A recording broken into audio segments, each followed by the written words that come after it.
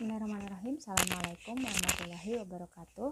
Alhamdulillah pada kesempatan kali ini kita bisa bertemu kembali secara virtual. Yang pada kesempatan ini kita akan membahas atau belajar sama-sama tentang manajemen penilaian kinerja guru atau yang kita kenal dengan performance appraisal. Nah, materi ini saya tunjukkan untuk memenuhi tugas pada mata kuliah Dasar-Dasar Manajemen Pendidikan yang diampu oleh Dr. Haji Badrudin, MAG, MPD. Semoga apa yang kita bahas tentang manajemen penilaian kinerja guru ini memberikan dampak positif yang baik khususnya untuk kita sebagai guru guna terus memperbaiki kinerja kita menjadi lebih baik setelahnya. Kita seringkali mendengar istilah kinerja dalam sebuah proses kerja. Nah, kata kinerja sendiri adalah singkatan dari kinetika energi kerja yang dalam bahasa Inggris disebut dengan performance. Dalam hal ini, kata performance untuknya merujuk pada job performance atau actual performance, yang artinya merupakan suatu prestasi kerja atau prestasi sebenarnya yang dicapai oleh seseorang dalam menjalankan tugas-tugasnya. Dalam konteks manajemen, pengertian kinerja merupakan suatu prestasi kerja atau hasil kerja seseorang berdasarkan kuantitas dan kualitas yang dicapainya dalam melaksanakan fungsinya sesuai dengan tanggung jawab yang diterima. Menurut Anwar Prabu Mangkunegara, pengertian kinerja sendiri adalah hasil kerja secara kualitas dan kuantitas yang dicapai oleh seseorang pegawai dalam melaksanakan tugasnya sesuai dengan tanggung jawab yang diberikan kepadanya. Definisi lain menyebutkan bahwa menurut Gary Dessler, kinerja merupakan prestasi kerja yaitu perbandingan antara hasil kerja yang dicapai dengan standar yang ditetapkan. Nah, berdasarkan beberapa definisi yang tadi disebutkan, kinerja bisa diartikan sebuah kemampuan kerja atau prestasi kerja, atau juga bisa diartikan sebuah performance atau penampilan kerja, atau bisa juga kita sebut dengan perilaku kerja yang artinya merupakan prestasi kerja untuk memperoleh hasil kerja yang optimal. Jadi kinerja pasti berkaitan erat dengan kualitas kerja. Dalam prosesnya tentunya kinerja harus selalu diawasi, kemudian dinilai, yang nanti hasil penilaiannya itu menjadi acuan tindak lanjut setelahnya. Penilaian kinerja sendiri merupakan suatu proses penilaian dan evaluasi secara sistematis terhadap karyawan untuk mengetahui tingkat kemampuan dan produktivitas selama bekerja. Nah, penilaian kinerja ini menjadi hal yang cukup penting dilakukan agar diketahui sejauh mana kinerja tiap pegawai sehingga pegawai yang bersangkutan bisa merefleksikan dirinya untuk terus memperbaiki kinerja mereka. Sementara dari sisi organisasi bisa mendapatkan peta kinerja pegawai untuk diberikan umpan balik atau feedback serta sebagai pijakan dalam menyusun rencana pengembangan SDM pada fase selanjutnya. Proses penilaian kinerja yang dimaksud tadi tersebut bukan untuk seleksi pegawai baru, melainkan proses penilaian ketika pegawai sudah diterima dan juga bekerja di sebuah organisasi khususnya di lembaga pendidikan. Beberapa ahli mendefinisikan tentang penilaian kinerja atau performance appraisal yang menurut Anwar Prabu Mangkunegara, menurut Leon Negician, disebutkan bahwa penilaian kinerja atau performance appraisal merupakan suatu proses yang digunakan pimpinan untuk menentukan apakah seseorang melakukan pekerjaannya sesuai dengan tugas dan tanggung jawabnya. Sedangkan menurut Aguinis mendefinisikan performance appraisal yaitu proses berkelanjutan yang digunakan untuk mengidentifikasi, kemudian mengukur dan mengembangkan kinerja individu sesuai dengan tujuan strategis organisasi. Ada banyak manfaat ketika organisasi pendidikan melakukan penilaian kinerja baik pada pendidik maupun pada tenaga kependidikannya. Beberapa manfaat dari penilaian kinerja sendiri diantaranya yang pertama yaitu untuk perbaikan kinerja. Dalam arti ketika hasil penilaian kinerja sudah didapatkan, maka hal tersebut bisa menjadi acuan untuk melakukan langkah-langkah perbaikan atas prestasi kinerja pegawai. Misalnya dengan memberikan bimbingan atau pendampingan secara intensif. Manfaat yang kedua yaitu sebagai dasar pemberian kompensasi. Hasil penilaian kinerja pegawai yang bagus bisa menjadi sebuah informasi penting bagi organisasi untuk memberikan apresiasi atau reward, kenaikan gaji maupun untuk kompensasi yang lain agar pegawai semakin meningkat motivasi dan komitmen kerjanya. Manfaat yang ketiga dari proses penilaian kinerja yaitu sebagai dasar pemberian pelatihan dan pengembangan. Hal ini dalam artian apabila penilaian kinerja menunjukkan hasil yang kurang baik atau rendah, maka menjadi sebuah rekomendasi untuk memberikan pelatihan dan pengembangan SDM sesuai dengan kebutuhan organisasi. Manfaat yang keempat yaitu sebagai dasar pemberian sanksi. Dalam hal ini, pegawai yang melanggar ketentuan kerja atau aturan organisasi sesuai dengan hasil penilaian kinerja, maka bisa menjadi dasar untuk memberikan sanksi baik itu ringan, sedang maupun sanksi berat. Nah, mulai dari pemberian peringatan, mutasi, penurunan jabatan, kemudian sampai dengan ekstrimnya itu pemutusan hubungan kerja dalam bentuk pemecatan. Ada beberapa tahapan dalam proses penilaian kinerja. Dimulai dari yang pertama penetapan standar kinerja. Nah, tahap ini dilakukan untuk menentukan indikator kinerja seperti keterampilan, kemampuan tugas, dan tanggung jawab pegawai, termasuk juga hasil dan dampak kerja yang diharapkan. Penetapan standar kinerja ini sebenarnya menjadi bagian dari analisis jabatan dan uraian jabatan. Tahapan selanjutnya setelah menentukan standar kinerja yaitu yang kedua mensosialisasikan standar kinerja kepada pegawai, dalam artian standar kinerja yang telah disusun dan ditetapkan harus disampaikan sekaligus dipahami oleh pegawai untuk bisa dilaksanakan sesuai dengan ketentuan-ketentuan yang berlaku. Tahap selanjutnya yaitu pengukuran kinerja. Proses ini dilakukan berdasarkan alat ukur kinerja yang telah disusun dan ditetapkan sebelumnya. Penilaian kinerja dapat dilakukan melalui beberapa metode seperti observasi, mencermati laporan, kemudian penilaian, perilaku penilaian diri sendiri, penilaian sosiologis, dan lain sebagainya. Nah, selanjutnya yaitu ada tahap evaluasi kinerja, yaitu proses menilai kinerja pegawai dengan cara membandingkan antara standar kinerja dengan hasil kerja.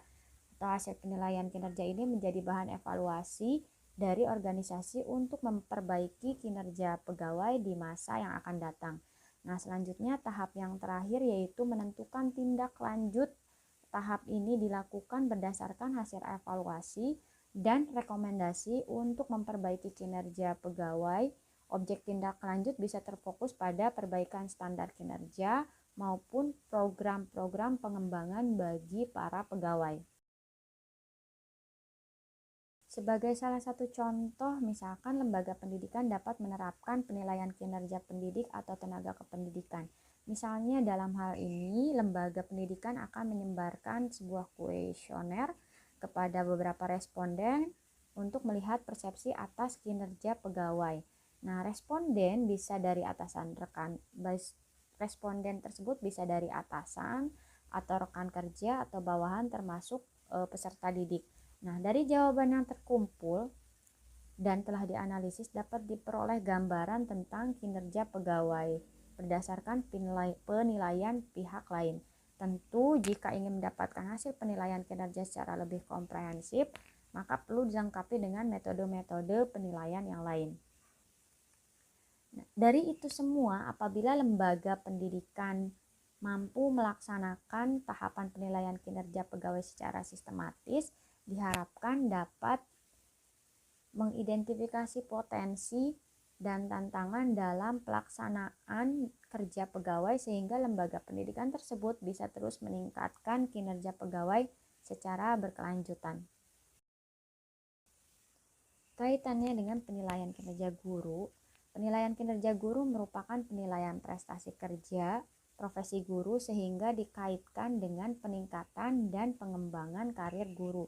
Selain itu, penilaian kinerja guru terkait langsung dengan kompetensi guru seperti tercantum dalam Permendiknas nomor 16 tahun 2007 tentang pembelajaran dan Permendiknas nomor 27 tahun 2008 tentang bimbingan dan konseling. Kemudian penilaian kinerja guru juga menjamin bahwa guru melaksanakan pekerjaannya secara profesional, juga menjamin bahwa layanan pendidikan yang diberikan oleh guru tersebut berkualitas. Penilaian kinerja guru ini seperti yang telah disebutkan tadi, menjadi sebuah pembinaan dan pengembangan profesi guru berdasarkan regulasi pendidikan dari mulai Sisdiknas sampai dengan kebijakan lembaga yang tujuannya yaitu menjadikan guru lebih profesional, bermartabat, dan sejahtera. Pelaksanaan penilaian kinerja guru ini tentunya sesuai dengan regulasi-regulasi dimulai dari undang-undang, kemudian peraturan pemerintah, SKB kementerian, dan Permendiknas. Nah, tentunya sudah ditentukan pula standar pelaksanaannya seperti apa. Dalam prosesnya, penilaian kinerja guru ini harus memenuhi beberapa prinsip. Yang pertama yaitu objektif, yang artinya sesuai dengan kondisi nyata guru atau tidak dibuat-buat. Yang kedua yaitu prinsip adil, artinya memberlakukan syarat, ketentuan, dan prosedur sesuai dengan standar. Yang ketiga yaitu akuntabel, yaitu prosesnya tersebut bisa dipertanggungjawabkan. Kemudian bermanfaat, tentunya penilaian kinerja guru harus memberikan manfaat untuk peningkatan kualitas kerja.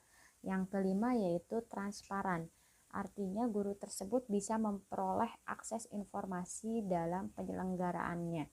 Yang keenam yaitu bersifat praktis, yaitu dilaksanakan secara mudah sesuai dengan prinsip. Yang selanjutnya yaitu berorientasi pada tujuan, yaitu sesuai dengan tujuan yang telah ditetapkan. Yang kedelapan yaitu berorientasi pada proses, yaitu bagaimana cara mendapatkan hasilnya. Yang kesembilannya berkelanjutan, artinya dilakukan secara periodik, teratur, ongoing selama pegawai tersebut masih bekerja sebagai guru.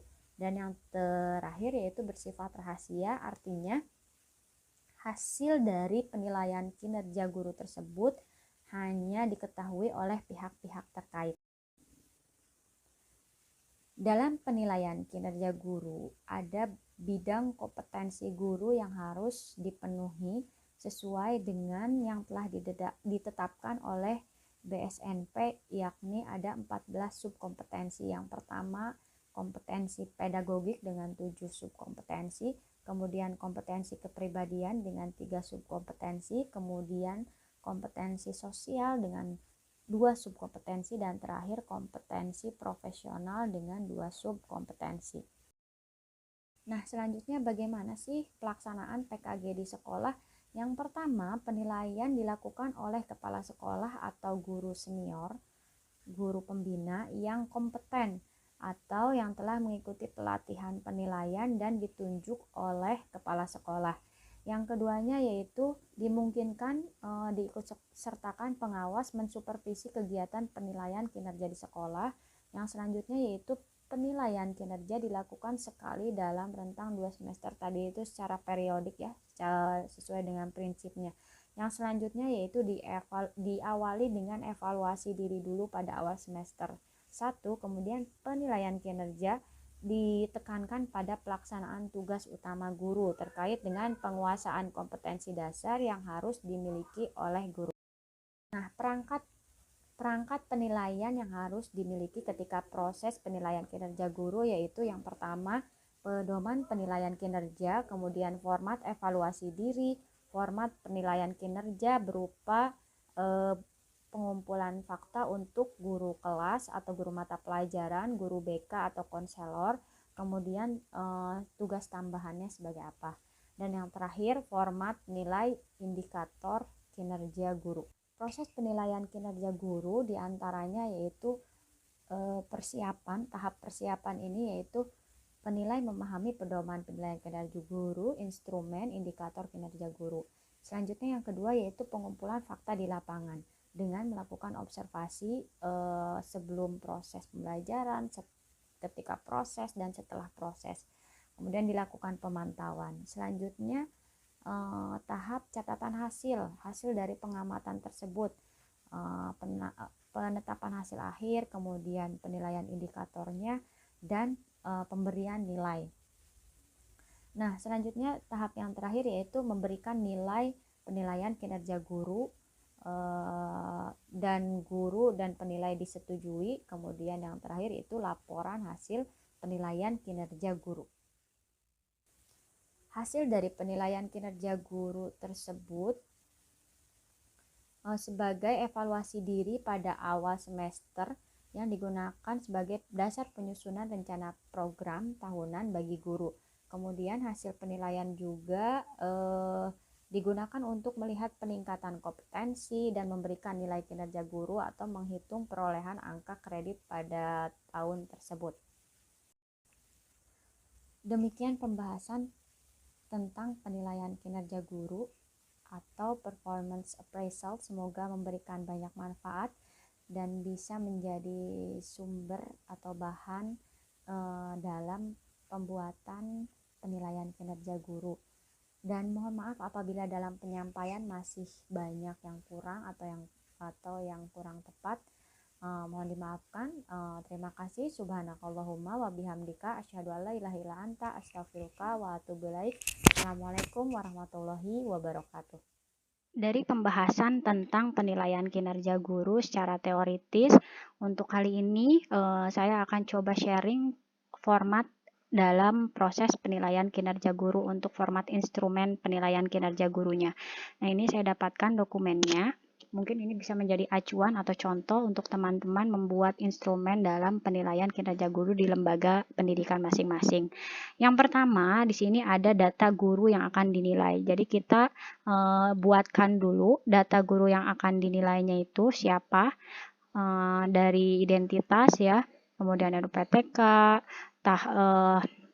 masa kerjanya sudah berapa tahun, spesialisasi apa, pendidikan terakhir apa. Tidak lupa pula identitas nama kepala sekolah, kemudian identitas instansinya, juga identitas siapa yang akan menilainya. Dan dan dibuatkan juga periode penilaiannya dari tanggal berapa sampai tanggal berapa expire-nya. Di sini contohnya yaitu dari tanggal 1 Januari 2020 sampai 30 Desember 2020. Nah, setelah kita buatkan data penilaian kinerja guru atau identitas guru yang akan kita nilai, isi data penilaiannya itu bisa kepala sekolah, pengawas, atau pembina, atau pengawas guru mata pelajaran, misalkan seperti itu. Nah, kemudian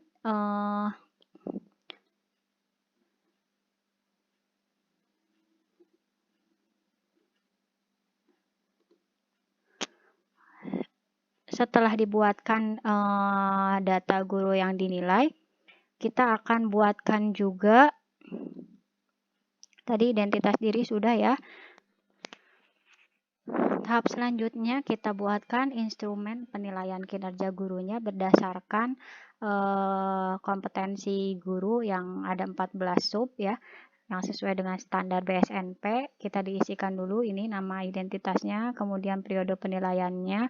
Nah, kompetensi yang akan kita observasi dari guru yang akan nilai, yang pertama kompetensi pedagogik, meliputi bagaimana guru tersebut menguasai karakteristik peserta didik, menguasai teori belajar dan prinsip-prinsip pembelajaran yang mendidik, kemudian tentang pengembangan kurikulum, kegiatan pembelajaran yang mendidik, pengembangan potensi peserta didik, bagaimana guru tersebut menguasai komunikasi dengan peserta didik, dan penguasaan dalam proses penilaian atau evaluasi.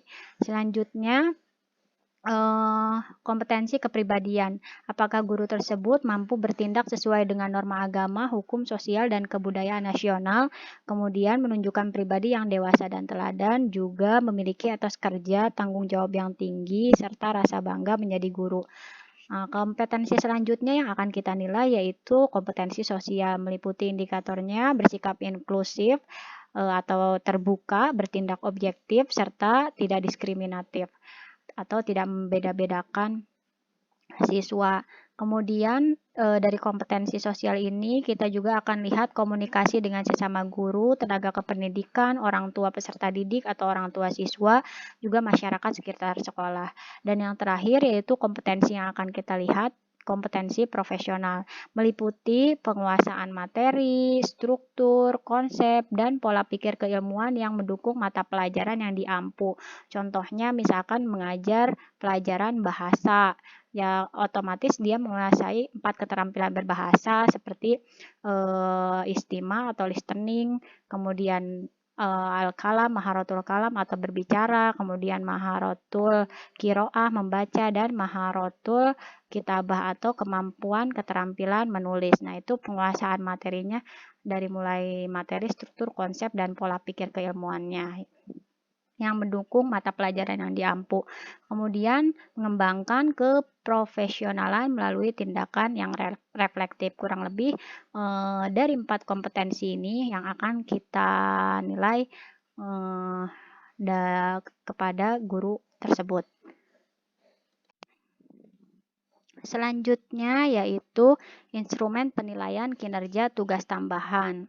Nah, apakah ada tugas tambahan sebagai bidang apa? Apakah sebagai bidang kurikulum atau sebagai bidang sarana prasarana atau sebagai bidang apa? Nah, ini instrumennya yang pertama yaitu mengelola dan mendayagunakan pendidik dan tenaga kependidikan secara optimal. Meliputi mampu membuat program pengelolaan dan pendayagunaan pendidik dan tenaga kependidikan secara optimal, kemudian mampu melaksanakan program pengelolaan dan pendayagunaan pendidik dan tenaga kependidikan secara optimal, mampu membuat evaluasi pelaksanaan program pengelolaan, kemudian mampu membuat program tindak lanjut pengelolaan dan pendayagunaan pendidik dan tenaga kependidikan secara optimal. Nah, ini diliputi harus dibuktikan dengan bukti fisik. Misalkan kalau dia adanya apa nih bukti fisiknya, apa kalau kurikulum apa satu bukti dokumen berupa program kurikulum, kemudian atau ditunjukkan dengan 2 bukti, atau ditunjukkan dengan 3 bukti dokumen, atau dengan 4 bukti dokumen, misalkan program pengolahannya, program atau lengkap. Nah, kemudian yang keduanya yaitu memanfaatkan teknologi secara efektif dalam kegiatan yang dibidanginya. Misalkan mampu mengoptimalkan pemanfaatan teknologi secara efektif, kemudian mampu memfasilitasi guru dan tenaga kependidikan dalam memanfaatkan teknologi, kemudian mampu memfasilitasi tenaga guru dan administrasi sekolah dengan memanfaatkan teknologi secara efektif. Nah, ini ditunjukkan dengan bukti-bukti yang mendukung. Selanjutnya, menyusun program sesuai dengan bidang yang diembannya ya. Kalau misalkan dia tugas tambahannya sebagai pengelola sarana, misalkan programnya apa nih? Itu ada programnya. Indikatornya yaitu mampu menyusun program kegiatan tahunan sesuai bidang tugas yang diberikan dalam rangka meningkatkan profesionalisme guru yang meliputi, yaitu ada rencana kerja tahunannya ya. Kemudian selanjutnya tentu dibuktikan dengan beberapa dokumen fisik. Melaksanakan program yang telah disusun dengan menggunakan pendekatan dan teknik pelaksanaan kegiatan yang tepat. Kira-kira yang dibidanginya itu sudah bagaimana pendekatan pelaksanaannya. Mampu membagi tugas pelaksanaan kegiatan sesuai bidang yang diembannya, kemudian mampu menerapkan prosedur pendekatan dan teknik pelaksanaan kegiatan sesuai bidang tugasnya yang efektif dan tepat, dan mampu mengembangkan instrumen evaluasi pelaksanaan dengan tuntutan perubahan dan sesuai dengan perkembangan. Terakhir, mampu mengevaluasi pelaksanaan kegiatan di bidangnya. Kemudian, terakhir, menilai dan menindaklanjuti kegiatan yang menjadi tanggung jawabnya dalam rangka peningkatan kualitas program dan pelaksanaan kegiatan. Mungkin indikatornya seperti ini, nanti teman-teman bisa lihat sendiri. Nah, itu merupakan instrumen yang bisa digunakan untuk penilaian kinerja tugas tambahan. Selanjutnya yaitu instrumen penilaian teman sejawat atau teman guru ya, oleh penilaian guru atau pendidik oleh teman sejawat. Meliputi komponen perilaku guru sehari-hari. Misalkan indikatornya itu guru mentaati peraturan yang berlaku di sekolah, bekerja sesuai jadwal yang ditetapkan, apakah disiplin waktu atau tidak, kemudian berpakaian rapi dan selalu sopan, mengikuti upacara bendera, guru berperilaku baik terhadap kepala sekolah dan guru yang lain, kemudian bisa menerima kritik dan saran, juga bisa menjadi teladan, pandai mengendalikan diri, ikut aktif menjaga lingkungan sekolah, kemudian berpartisipasi dalam kegiatan ekstrakurikuler, dan berpartisipasi aktif dalam kegiatan peningkatan program sekolah. Kemudian komponen yang kedua yaitu hubungan guru dengan teman sejawat. Misalkan indikatornya bersikap ramah kepada kepala sekolah atau tim penilai atau orang lain, berbahasa santun, pandai berkomunikasi secara lisan dan tertulis, memotivasi diri dan rekan sejawat, menciptakan suasana kekeluargaan, mudah bekerja sama, bersedia diajak berdiskusi, dan menghargai kemampuan guru yang lainnya. Yang ketiga komponennya yaitu perilaku profesional guru. Apakah memiliki kreativitas dalam pembelajaran, penguasaan teknologi, kemudian memiliki perangkat pembelajaran, apakah tetap ada di sekolah meskipun tidak ada jam mengajar, kemudian mengakhiri pembelajaran tepat waktu, kemudian bagaimana dia memberikan tugas, kemudian memberi informasi kepada intinya izin ketika tidak hadir, dan memperlakukan peserta didik dengan penuh kasih sayang, tidak diskriminatif. Itu penilaian oleh teman sejawat. Selanjutnya penilaian oleh siswa, karena kan kita mengumpulkan persepsi ya, nanti dianalisis dari hasil-hasil penilaian tersebut. Yang pertama, penilaian guru atau pendidik oleh peserta didik. Yang pertama, komponen penguasaan materi. Nanti kita tanya ke beberapa peserta didik yang akan kita tanyakan, apakah guru tersebut bisa menyampaikan materi pelajaran dengan contoh kehidupan sehari-hari, kemudian apakah menjelaskan materinya dari buku paket dan sumber belajar, kemudian memberikan contoh atau permasalahan yang berhubungan dengan keadaan saat ini, apakah bisa menjawab pertanyaan dari para siswa dengan jelas, guru mengajar sesuai dengan materi pelajarannya, karena kadang ada yang tidak sesuai ya. Kemudian yang kedua komponen yang akan ditanyakan kepada peserta didik yaitu kemahiran dalam mengajar. Apakah menyampaikan kegiatan yang dilakukan selama pembelajaran, kemudian memberikan motivasi kepada anak-anak didik, kemudian menyampaikan materi pelajaran dengan mudah dimengerti, mengajar dengan cara bervariasi metodenya, kemudian berbicara dengan jelas ketika menyampaikan materi, meminta belajar secara berkelompok, kemudian guru terampil menggunakan alat bantu saat mengajar, membimbing anak-anak ketika mengalami kesulitan, membuat suasana nyaman, memberikan kesempatan untuk ada tanya jawab, menghargai kemampuan anak didik, dan memberikan nilai hasil belajar, juga memberikan tugas dalam pelajaran. Selanjutnya yaitu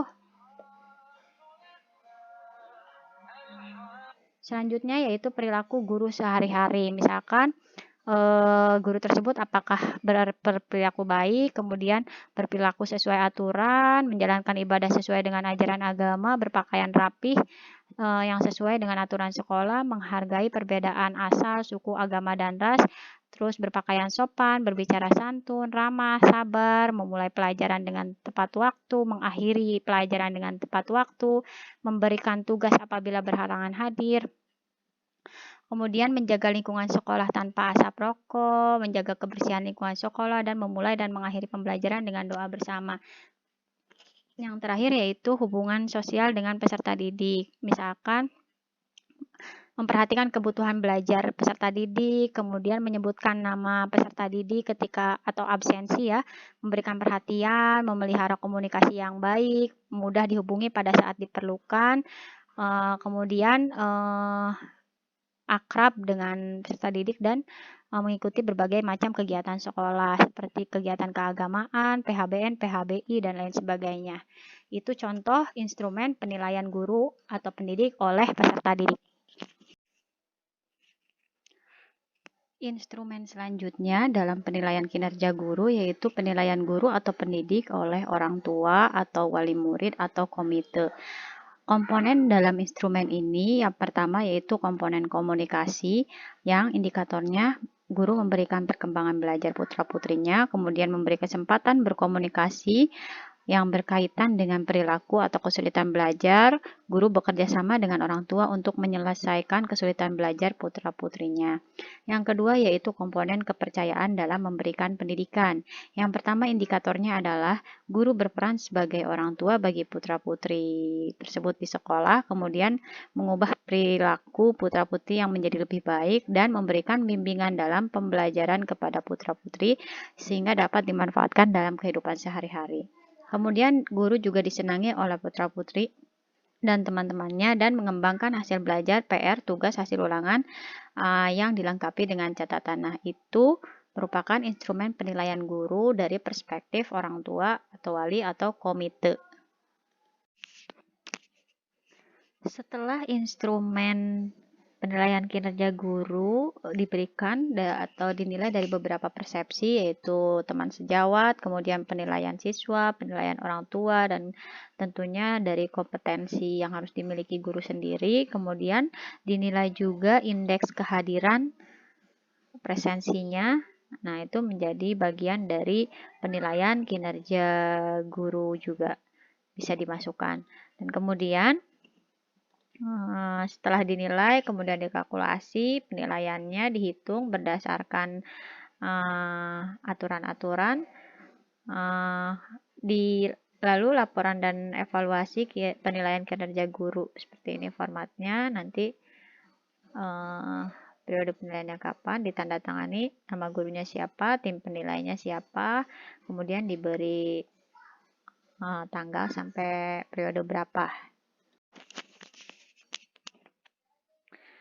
Untuk konversi nilai kinerjanya, teman-teman bisa dibuka mungkin dari referensi Permenegpan dan RB nomor 16 tahun 2009 untuk melihat contoh hasil penilaian kerjanya dalam skala 100. Nah, ini ada amat baik, 91 sampai 100, 76 sampai 90 baik, 61 sampai 75 kurang. Kemudian 51 sampai 60 sedang, cukup, 6175 cukup, 51 sampai 60 sedang, dan kurang dari 50 berarti hasilnya kurang.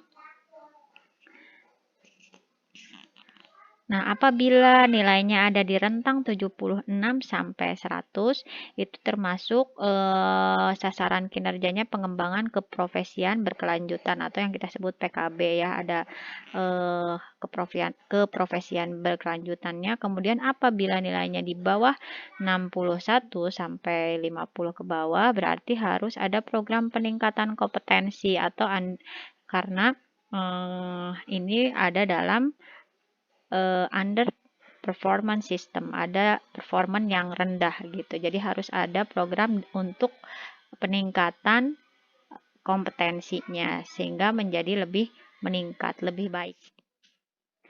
Terima kasih, sekian yang bisa saya sampaikan. Semoga materinya bermanfaat dari teori sampai bagaimana membuat instrumen-instrumennya.